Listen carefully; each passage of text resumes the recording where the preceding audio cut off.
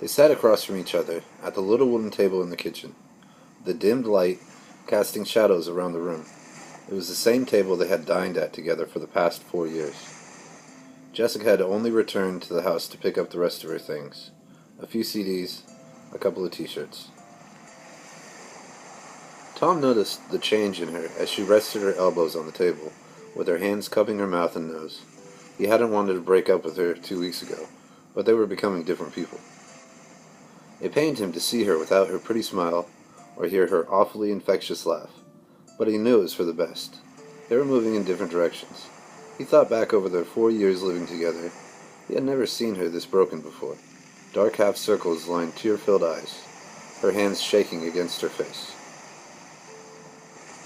Jessica asked him again, "Please change your mind.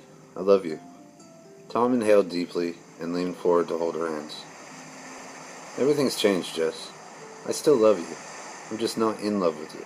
We've both changed." She pulled away from him and covered her face, trying to silence her sobs. He looked at her again. Sweaty blonde hair up in a high ponytail, her sports bra clinging to her body. He knew she had been for a run to prepare herself for this reunion. He knew her better than she knew herself.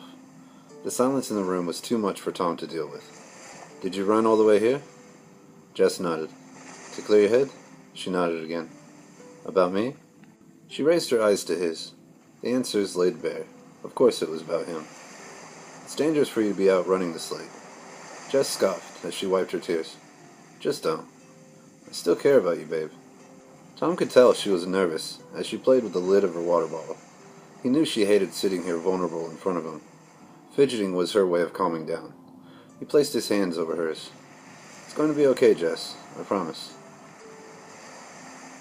"You really don't love me anymore?" she whispered. He sighed and looked down. "I wish it could be different, baby. I really do." "Fuck you," Jess snarled.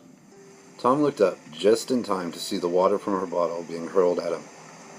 As Jess ran away from the house, she could hear Tom's guttural screams pierce the silence of the night as the acid melted his skin.